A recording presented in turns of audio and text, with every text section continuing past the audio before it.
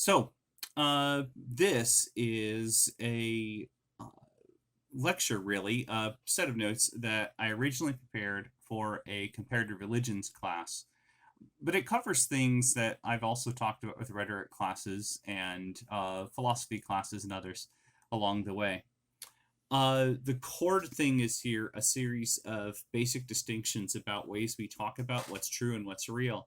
But the insight that really has to be firmly underneath it all, and this is especially important if we talk about matters of philosophy and faith and philosophy in everyday life, matters of how our thinking fits the world and how our whole thinking as humans fits the world.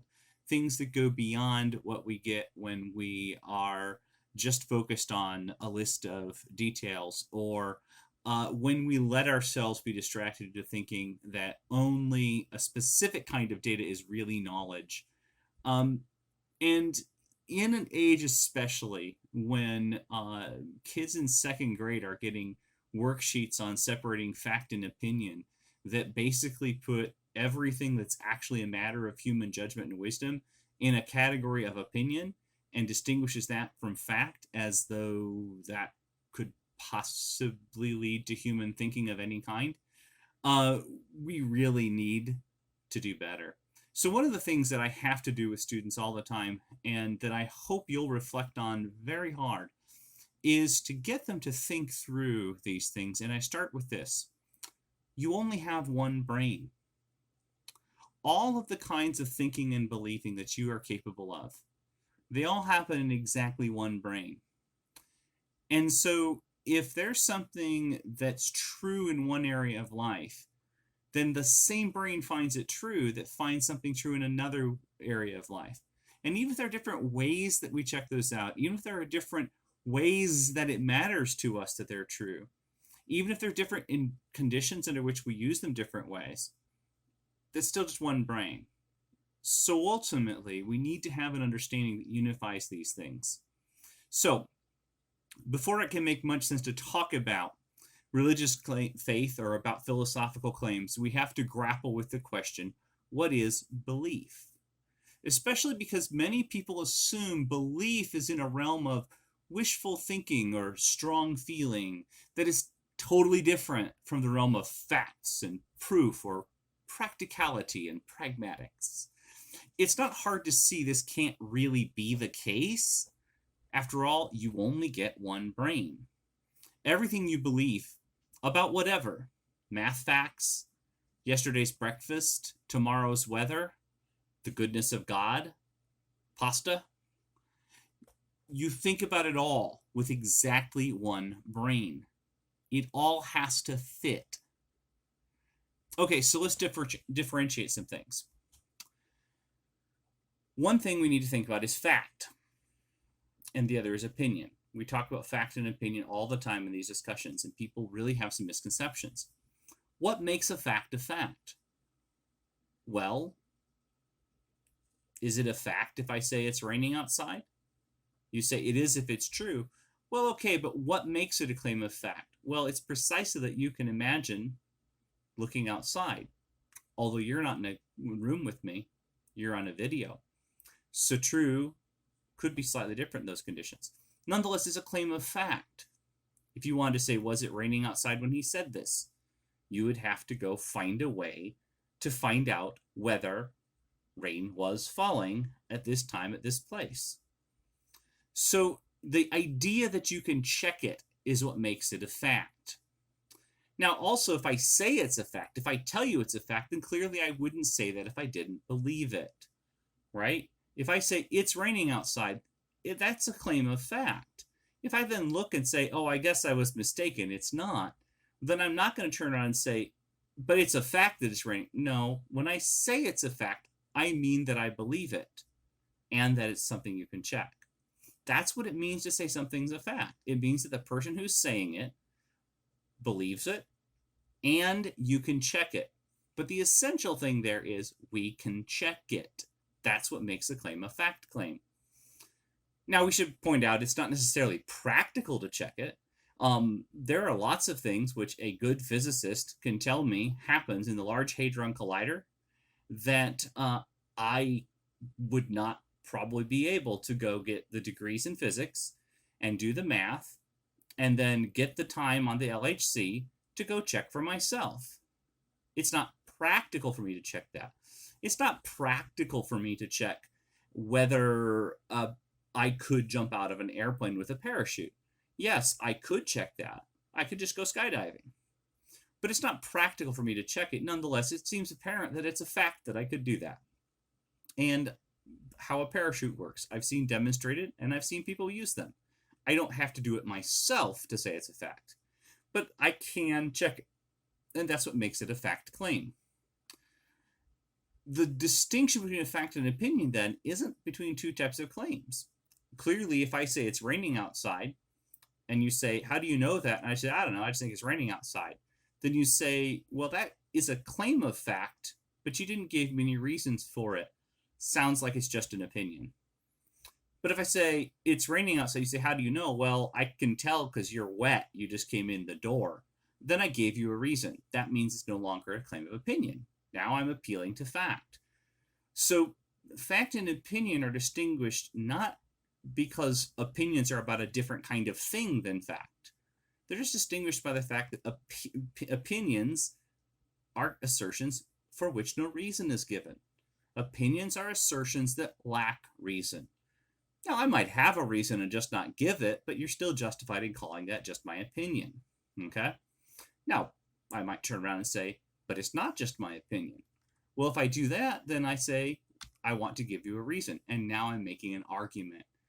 And this is one of the places people bog down. This happens a lot in rhetoric classes. People think an argument has to mean we're fighting. It has to mean that we're disagreeing sharply or that we're contending and offering conflicting accounts of things. No. An argument simply means that a reason is required.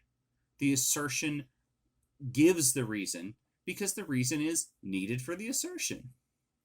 Why? Well, if you want to know why I think it's raining outside, it's quite reasonable to say, oh, why do you think that? And I would quite reasonably give a reason. For example, I just looked out the window and it's wet. Or many other possible reasons. Okay? So backing up then, an opinion lacks reason. Now it could lack reason because no reason is available. Strawberries are the best fruit. Well, that doesn't seem like a very useful or reasonable opinion, but I could have that and I could express it as an opinion. It could be my preference disguised as an opinion. That's fine. Opinion statements are often mere expressions of preference.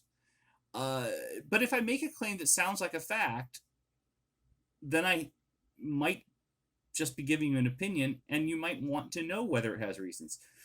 Strawberry ice cream is more nutritious than chocolate ice cream because strawberries are fruit. Well, now you say, but you made an argument. It's true, but I made a bad argument. But it is an argument because I gave a reason. Okay? Now, the fundamental problem there is that my reason is built on a false opinion that strawberries are nutritious in ice cream, right? Strawberry ice cream is nutritious? Well, it is in the way that ice cream is, but strawberry ice cream versus chocolate ice cream is not really going to win you much on a nutritional scale. So, fact, strawberries are nutritious. Chocolate is nutritious. Ice cream is nutritious. Fact, strawberry ice cream is not appreciably more nutritious than chocolate ice cream. Opinion, strawberries are the best. Okay? But when I muddle those things into a bad argument, it's still an argument because strawberry ice cream is more nutritious than chocolate ice cream would be only an opinion. But strawberry ice cream is more nutritious than chocolate ice cream because strawberries are fruit. That's an argument. You say, but strawberries are fruit doesn't prove that. Yes, it's a bad argument. But it's an argument, and this is the important thing because you can address that. You can now reason with me. Okay? You can reason with me because I gave you reasons. You can say, well, strawberries are fruit, but that's not what's relevant in ice cream. Okay? So we can start reasoning from there because I gave you reasons. And that's why it's important to have this idea of reason. So what is reason then? What is a reason? Well, a reason is any condition that makes a belief true or an action right. What is it that makes a belief true or an action right? Well, that's the reason for it.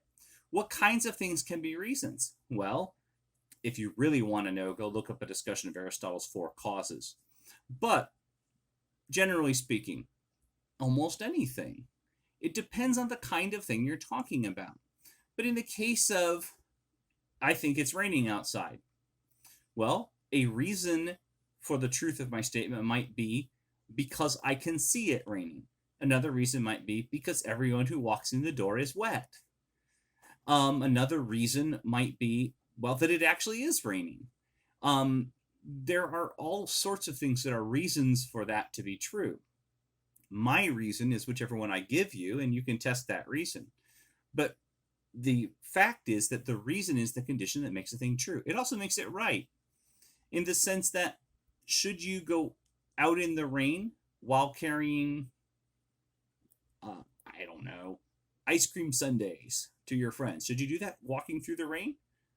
Well, there's some pretty good reasons you probably shouldn't do that.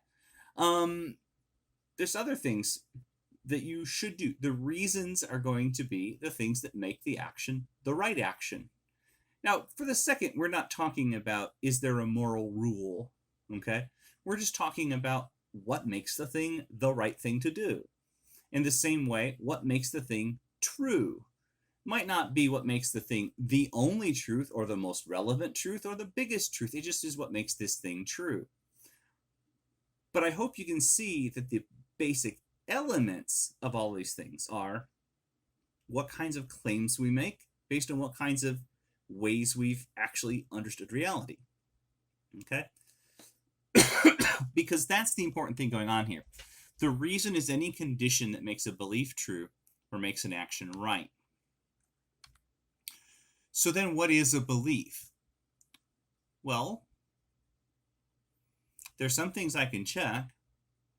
There's probably some things I can't that I also believe, right? But I also believe the things that are facts, or else we wouldn't call them facts. I might believe my opinions. I probably do. I should believe my arguments, right?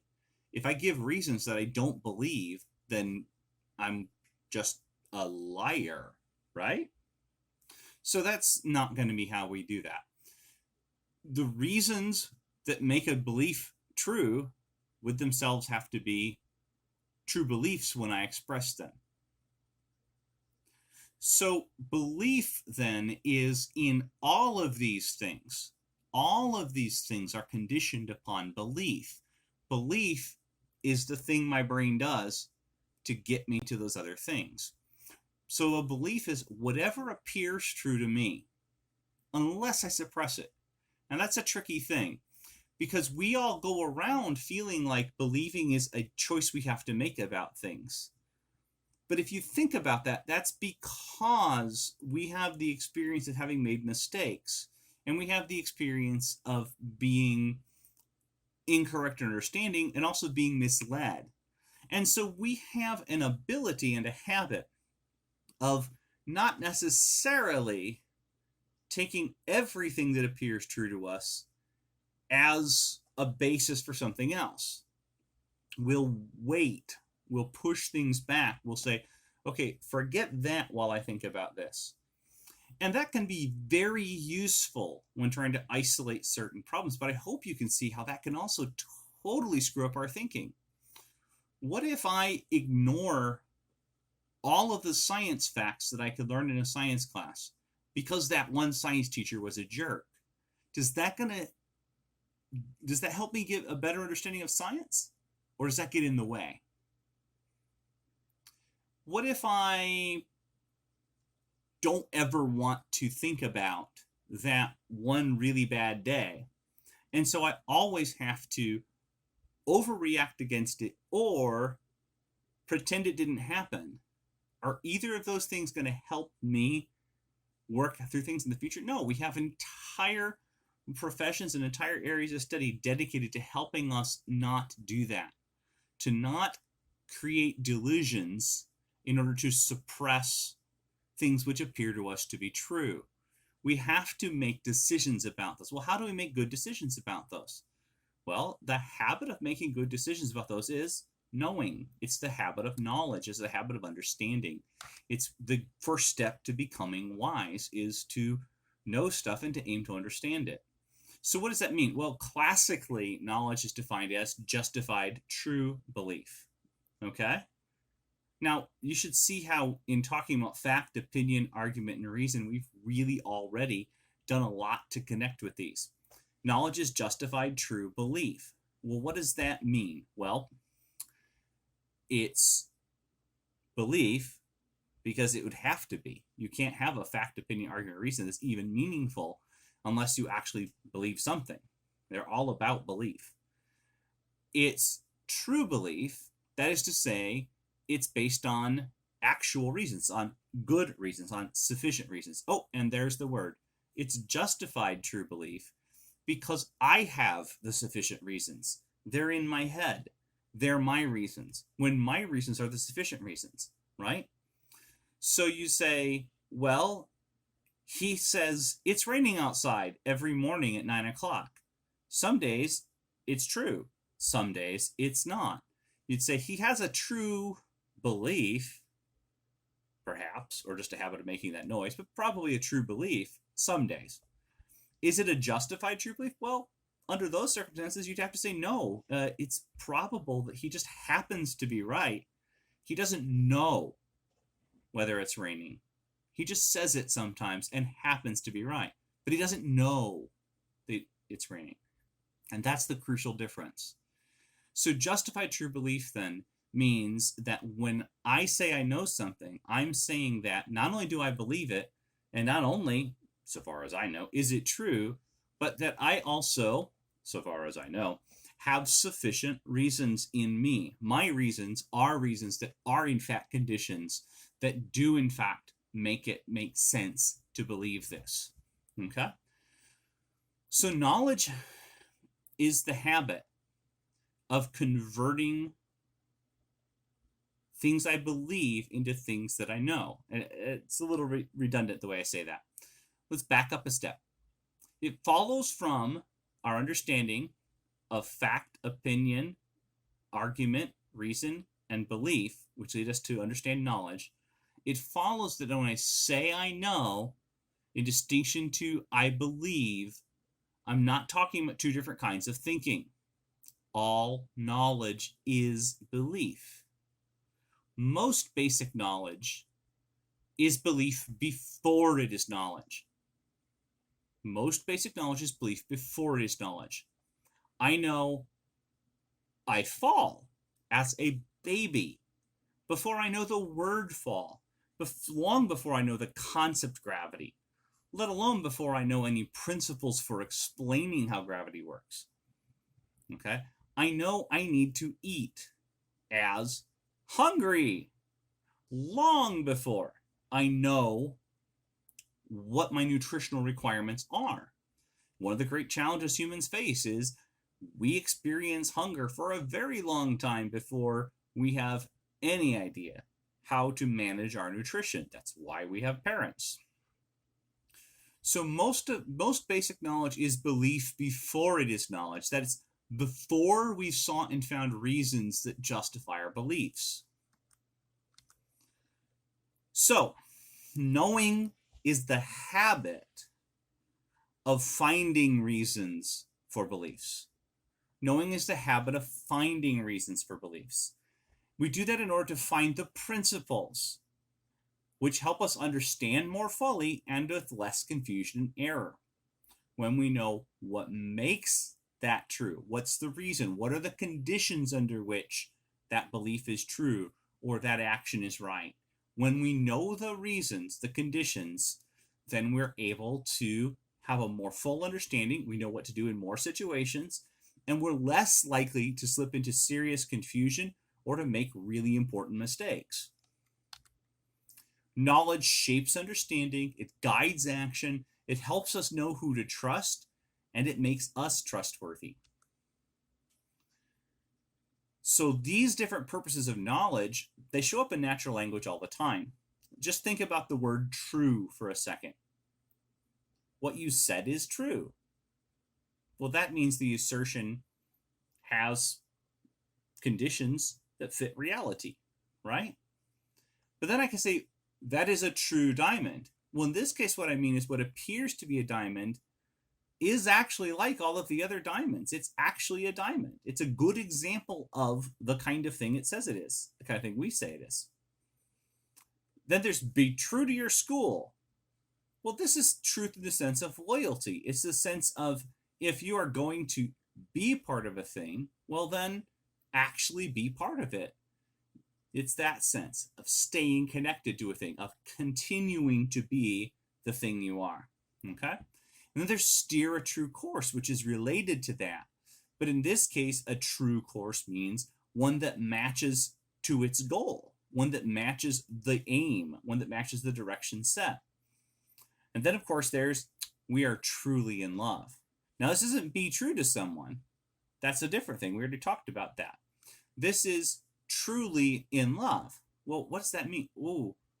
Well, that means that somehow some set of very difficult to specify conditions are definitely in two different people.